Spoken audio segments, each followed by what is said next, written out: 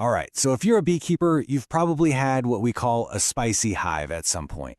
But have you ever dealt with a colony that's just always angry? You know the type. It doesn't matter what the weather is doing, what season it is, or how gently you work them, they just pour out of that hive ready to go. It is so frustrating, and frankly, it can be a little bit scary. So let's dive into this mystery. So that's the real question we're digging into today. Why is it that some hives seem to be permanently stuck in attack mode while other hives are just an absolute dream to work with?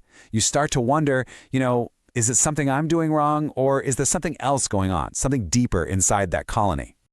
Okay, first, let's be really clear about what we're dealing with.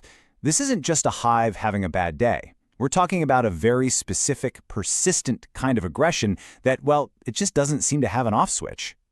Yeah, this goes way beyond normal defensiveness. Look, any hive can get a little touchy during a nectar dearth, or if you're being clumsy. But these perpetually aggressive hives, they are on a hair trigger all the time. Inspections turn into a battle. You might get stung just walking near the hive. And this hostility, it doesn't care about the seasons or the nectar flow. It's just who they are. So if it's not the weather and it's not your beekeeping skills, what is it? Well, the answer is actually surprisingly simple, but it has huge implications for how you manage your bees. See, the root of the problem isn't in the environment, it's in their DNA. And this is the absolute key to understanding this. This kind of intense aggression is a hereditary characteristic. It's a trait that's passed down directly from the queen to all of her offspring. It's just like how some bee strains are known for making tons of honey or for being really good at fending off disease, others are just hardwired for extreme defensiveness.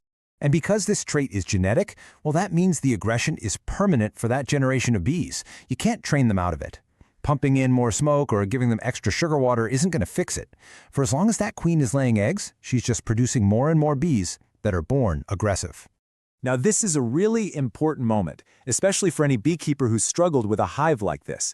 So please, hear this. It is not your fault. You haven't failed as a beekeeper. You're just dealing with a biological reality, an unchangeable trait of that particular bee family. So, if you can't change the bees, what on earth can you do?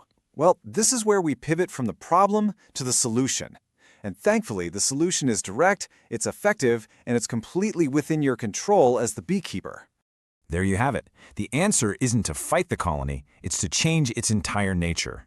The single best thing you can do to solve the problem of a permanently aggressive hive is to replace the genetics. You have to swap out that aggressive strain for one that's known for having a calm, docile temperament. This lays out the whole game plan. The process is called requeening, and it's actually pretty straightforward. First, you've got to pinpoint the problem hive. Then, you source a brand new queen from a breeder that's known for calm genetics. Next step, you go in and you replace the old queen with the new one. And then here's the last and most important part. You wait. You just have to give it time. Over the next 4 to 6 weeks, the colony's population will completely turn over and the new queen's gentle daughters will take their place. And let me tell you, the difference is night and day. On the one hand, you've got the aggressive strain. That means high stress, difficult, and even dangerous inspections. And often, you get lower honey yields because the bees are putting so much energy into defense. But on the other hand, with a calm strain, beekeeping becomes a pleasure again. Inspections are safe, they're easy, the bees are focused on their work, and the entire experience is just more productive and, most importantly, way more enjoyable. Ultimately, this is why all of this matters so much.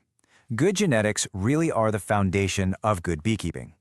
Choosing to manage the genetics in your apiary by requeening those aggressive hives, it's not just about making your life easier. It's about creating colonies that are safer for you, for your family, your neighbors, while also being more productive and just a genuine joy to work with. So, we'll leave you with this final thought.